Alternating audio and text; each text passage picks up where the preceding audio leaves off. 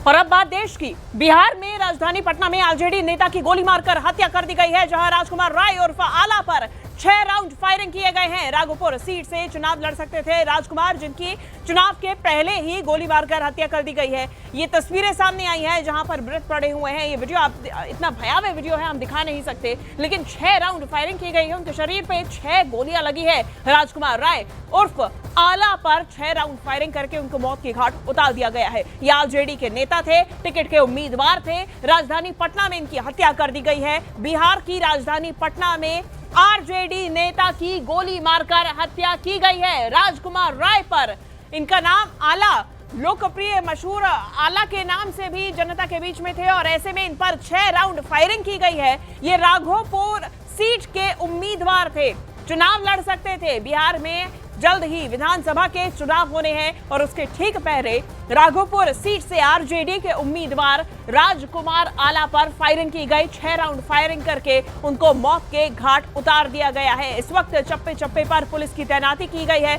माहौल तनावपूर्ण बना हुआ है और जांच की जा रही है, लेकिन दूसरी तरफ आरजेडी नेता की दिन दहाड़े हत्या कर दी गई है। राजकुमार राय पर 6 राउंड की फायरिंग की गई है। ये पटना से जानकारी सामने आ रही है। पटना में आरजेडी नेता की हत्या की गई है और 6 राउंड फायरिंग करने के बाद उनके शरीर पर 6 राउंड फायरिंग की गई है, जिसके बाद उनकी मौत हो गई है। आरजेडी नेता की इस हत्या के बाद इलाके में भी सनसनी फैल गई है।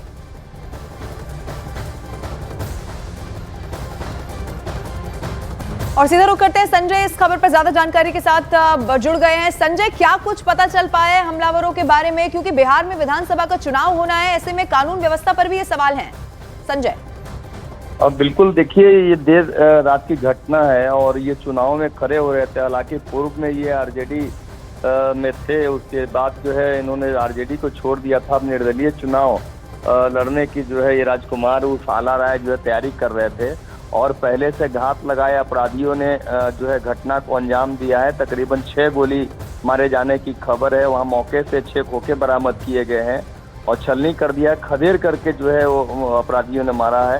क्योंकि जो पुलिस के मुताबिक ये पूर्व में जमीन का भी जो है कारोबार करते थे और जो है कई जैसे जमीन कई खरीदारी किया करते थे, जो जिसमें कई तरह की समस्याएं होती थी और उसको लेकर के कुछ कर्ज भी इन पे था। तो इन सारे बातों को लेकर के पुलिस जांच में जुट गई है। लेकिन एक सवाल सीधा तौर पर ये खड़ा हो रहा है कि जिस तरीके से पटना में देर रात तक पुलिस जो है तमाम चौक चौराहों पे छावनी में तब्दील कर देती है, पुलिस जांच करती है, तमाम वाहनों की चेकिंग करती है, उस स्थिति में अपराधी जो है खुलेआम आते हैं और उसके बाद घटना को अंजाम दे करके चले जाते हैं।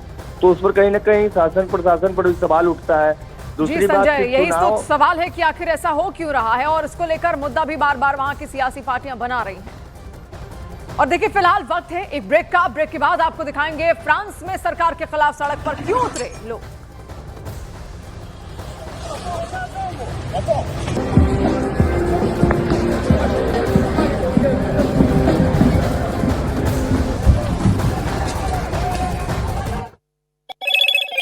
Hello, Moto. Motorola Edge 60 Pro, the edge of excellence.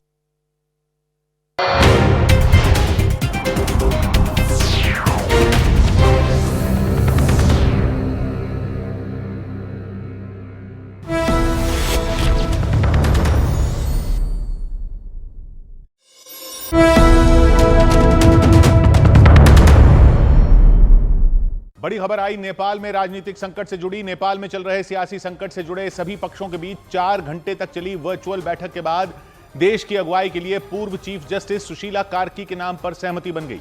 Sushila Karki के नाम पर आंदोलनकारियों के भी सहमत होने की खबर है। इसलिए माना जा रहा है कि वो नेपाल की अंतरिम सरकार की मुखिया बनाई जा सकती हैं। सुशीला कार्की की पहचान सत्ता से टकराने वाले जज के तौर पर रही है। साल 2017 में नेपाल की संसद में उनके खिलाफ महाभियोग प्रस्ताव भी लाया गया था। वहां के सांसदों ने उन पर पक्षपातपूर्ण फैसले देने और कार्यपालिका यानी सरकार के काम में दखल देने का आरोप लगाते हुए उनके खिलाफ महाभियोग का प्रस्ताव पेश किया था।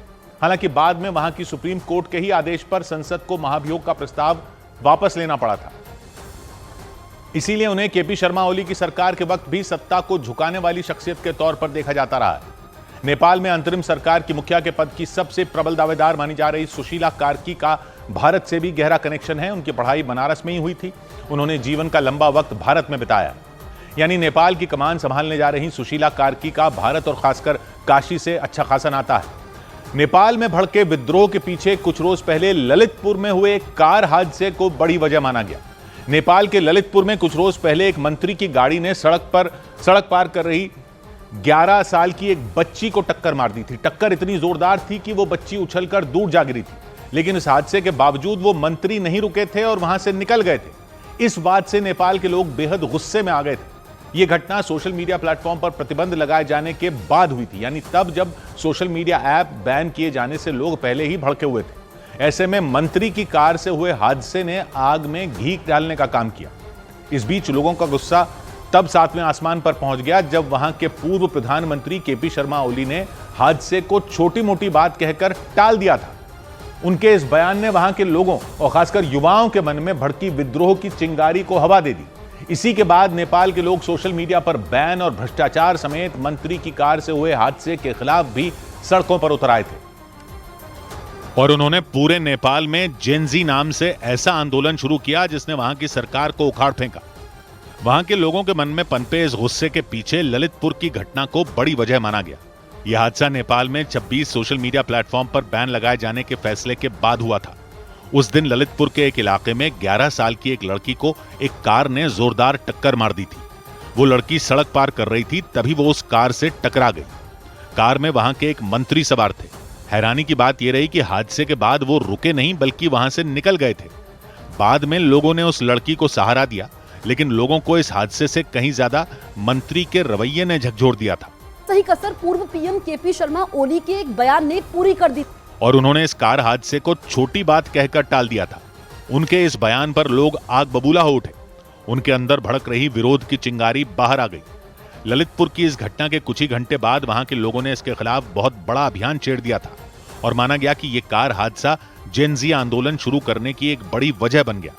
बाद में लोगों ने सोशल मीडिया पर बैन और भ्रष्टाचार समेत इस घटना को लेकर भी भारी नाराजगी जताई और पूरे नेपाल में जबरदस्त हिंसा की।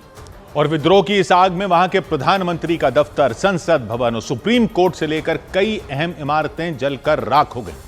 नेपाल की केपी शर्मा ओली सरकार को उखाड़ फेंकने के लिए सड़कों पर उतरे हजारों प्रदर्शनकारियों ने उन इमारतों को आग के हवाले कर दिया था। लोगों ने सिंह दरबार को भी नहीं छोड़ा, जो नेपाल की सत्ता का सबसे अहम केंद्र था। नेपाल के प्रधानमंत्री के दफ्तर के अलावा सभी मंत्रियों के दफ्तर भी वहीं थे। आग इतनी भीषण थी कि जब तक वो बुझी तब तक सब कुछ खत्म हो चुका था। सोशल मीडिया पर लगाए गए बैन और भ्रष्टाचार के मुद्दे पर शुरू हुए आंदोलन ने देखते ही देखते इतना बड़ा रूप ले लिया था कि पूरा नेपाल जल उठा। वहां की अहम इमारतों में आग लगाने के साथ ही गुस्साए लोगों ने कई मंत्रियों को उनके घरों में घुसकर पीट दिया था। हालात इतने बिगड़ गए कि नेपाल के राष्ट्रपति और प्रधानमंत्री समेत सभी मंत्रियों को अपना पद छोड़ना पड़ा। यह सब कुछ भयंकर आगजनी और तोड़फोड़ की घटनाओं के बाद हुआ। एक रोज पहले हजारों की तादाद में लोग काठमांडू की सड़कों पर उतरे और उन्होंने एक एक कर कई सरकारी इमारतों को बर्बाद कर दिया। इसके साथ ही उन्होंने सैकड़ों गाड़ियों में भी आग लगा दी।